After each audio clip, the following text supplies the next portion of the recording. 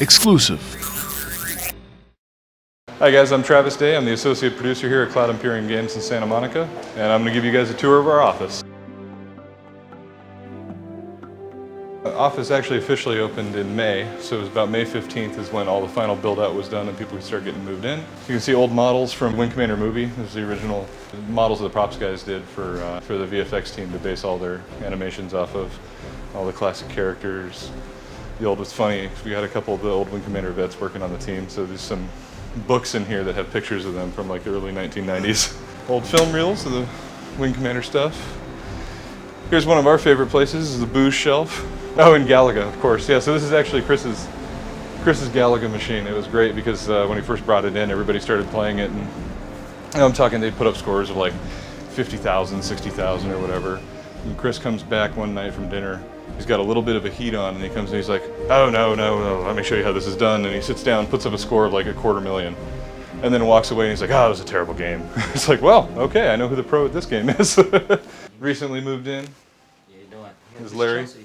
Oh yeah, Chelsea went home for the day already. She's gonna work from home. But this is Chelsea's desk right here where all the fans send her all these gifts. So it's like, for the holidays, it's crazy how much she's getting in here. Got a little Toblerone, looks like a rocket launcher. Somebody sent her the Star Wars X-Wing, which is cool. Very nice little gift. So this is actually the part of the place that we just moved into, so that's why we're doing the live streaming setup here for tomorrow's live stream. And we just took this space over about a week ago, so we're still moving into it. There's our old green screen room. This was originally planned to be kind of a wingman's hangar-esque area. In reality, we've expanded so quickly that we're actually going to, over the holiday, tear out the green screen. We're going to put it somewhere else and just convert this into a new office space. This is John Pritchett, Master of Physics. Oh, do you have your math lab up by any chance? Dude, this is pretty awesome. But no, so John has been doing all the work on the physics for the flight, all the Newtonian physics, and basically updating all the thrust vectors for all the ships. The great thing about John is he's like a mathematician for real and proper.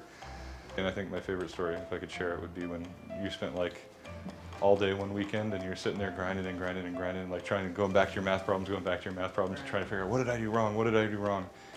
And then finally talked to Chris, and Chris was like, oh yeah, CryEngine thinks all the ships are underwater and just applies buoyancy and wind. So it's nothing wrong with your math. It's just like this thing going on in the engine. One of the things that at the time is frustrating, but after the fact is actually quite funny. A learning opportunity. Yes. So Alan is our chief master lighter. Hey. The master chief of lighting, as it were. Master Chief. Yep. The great thing about Alan is he's actually a private pilot, so he knows lighting on human ships at least very, very well, because he knows exactly how they should be in the real world. Yeah. So I've been spending the time basically applying the same sort of ideas for nav lights, strobes, anti-collision, beacons, all that sort of stuff to our ships as well, to lend them an air of authenticity. Alan, this is your first computer game project, right? Yeah, it's the first computer game project. I worked in film for 22 years before this. So, yeah. So if you like to, what is it, King Kong, Avengers? No, not King Kong. Tintin. Avengers, Rise of the Planet of the Apes, all the way back to Titanic. So Ooh. Ways back.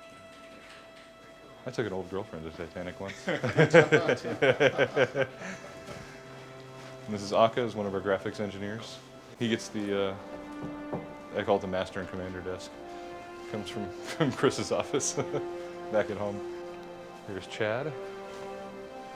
And Chad is our AI engineer. Yep. And also chief Twitch enthusiast.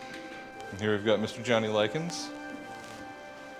And Johnny is our UI and HUD VizDev guy, who's been working on destructible asteroids recently. Hi, Dave.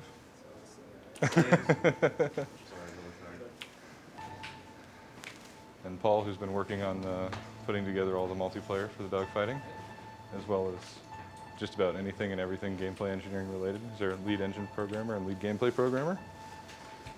And this is Forrest. Forrest does all of our VFX and all of our technical artwork. So just about anything in CryEngine that's art related is Forrest's domain. What do you got going here, Forrest? It's just Rendering a video of a fly through the level. Ah, okay. Oh, you're rendering it out at 4K or something crazy? Or is it just 1080p? Yeah. Well, not that high. High enough.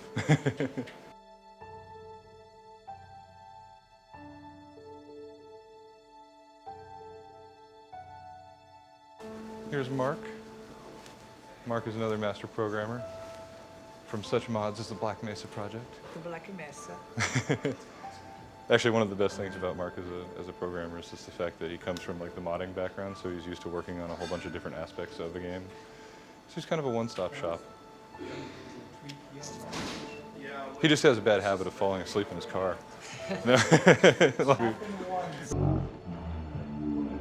John, you guys ready to be on camera? Just a little bit of camera work in here.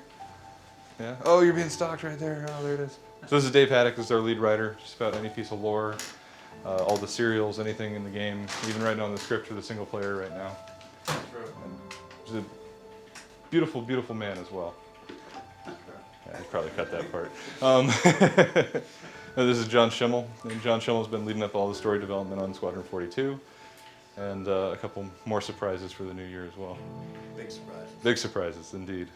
Even surprising me. Yeah.